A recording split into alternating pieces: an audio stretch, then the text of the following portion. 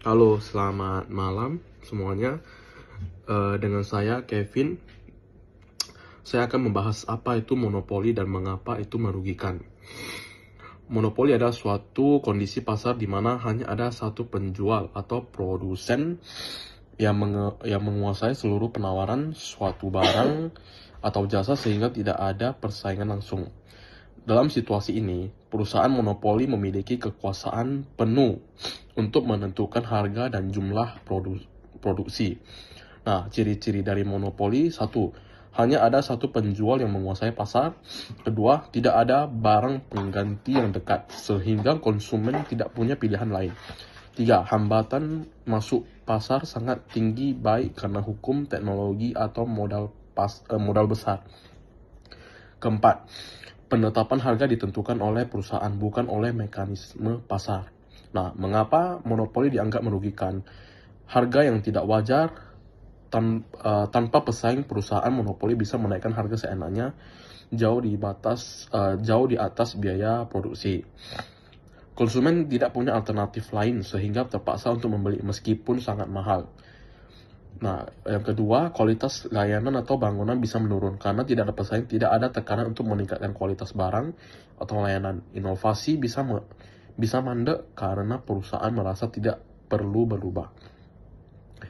Yang ketiga, pilihan konsumen sangat terbatas. Dalam pasar kompetitif, banyak pilihan barang dan jasa.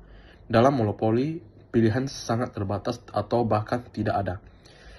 Keempat, efisiensi alokatif menurun. Perusahaan monopoli tidak termotivasi untuk menggunakan sumber daya secara efisien. Mereka bisa memproduksi dalam jumlah lebih sedikit dari yang optimal untuk menaikkan harga. Distribusi pendapatan tidak merata. Keuntungan besar terkonsentrasi pada satu perusahaan, bisa menyebabkan kesenjangan ekonomi antara pemilik monopoli dan masyarakat luas. Keenam, menghambat inovasi dari pihak lain. Perusahaan monopoli bisa menggunakan kekuatannya untuk mencegah masuknya pesaing baru, misalnya dengan paten, lisensi, atau kampanye harga predatori. Namun, apakah monopoli selalu buruk? Tidak selamanya monopoli ini buruk. Dalam beberapa kasus, monopoli bisa dibenarkan. Adalah monopoli alami, misalnya dalam utilitas publik seperti listrik atau air. Menyediakan layanan oleh satu perusahaan bisa lebih efisien daripada banyak perusahaan membangun infrastruktur yang sama. Selanjutnya ada monopoli sementara karena inovasi. Misalnya perusahaan yang menciptakan produk baru bisa mendapat hak paten. Ini memberikan insentif untuk inovasi karena mereka bisa menikmati keuntungan eksklusif untuk waktu tertentu. Terima kasih, selamat malam.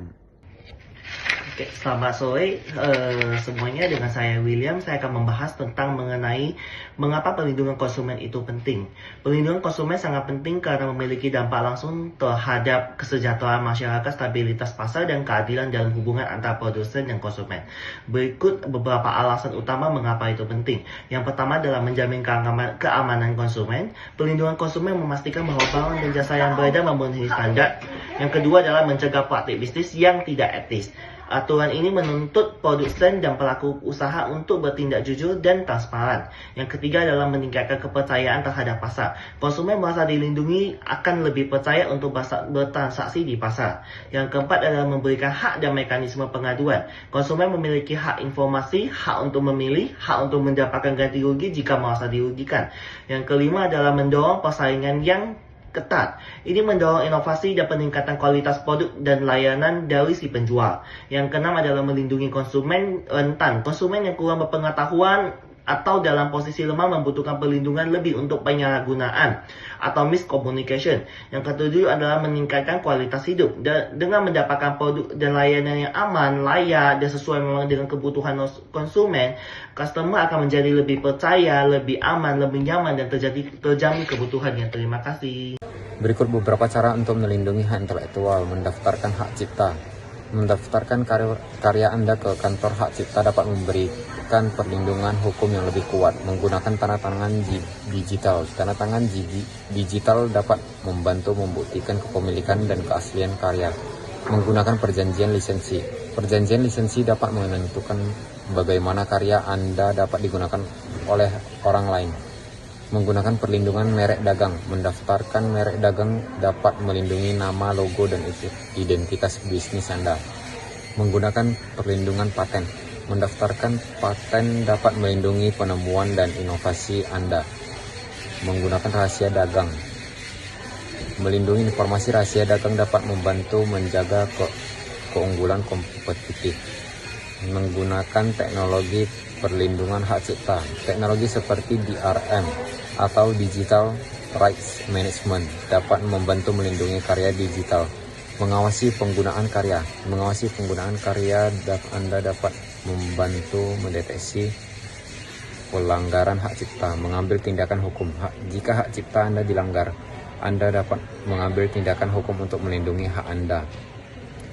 Dengan menggunakan kombinasi dari cara-cara di atas, Anda dapat melindungi hak intelektual Anda dan menjaga keunggulan kompetitif. Halo semuanya, nama saya Filbert.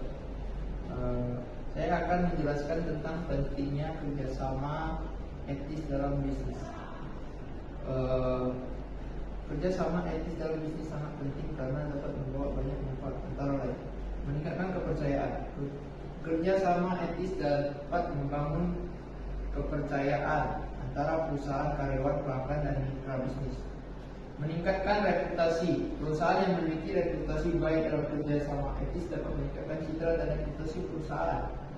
Meningkatkan loyalitas. Karyawan dan pelanggan yang merasa dihargai dan diperlakukan dengan etis lebih cenderung untuk loyal kepada perusahaan. Mengurangi resiko. Kerjasama etis dapat mengurangi risiko terjadi konflik, tuntutan hukum, dan kerugian finansial. Meningkatkan produktivitas. Kerjasama etis dapat meningkatkan produktivitas dan efisiensi dalam operasional perusahaan. Demikian yang saya jelaskan. Ini terbentuk dengan menerapkan kerjasama dalam bisnis, perusahaan dapat meningkatkan efisiensi, meningkatkan produktivitas, dan mengurangi risiko sehingga dapat meningkatkan kesuksesan dan keberhasilan bisnis.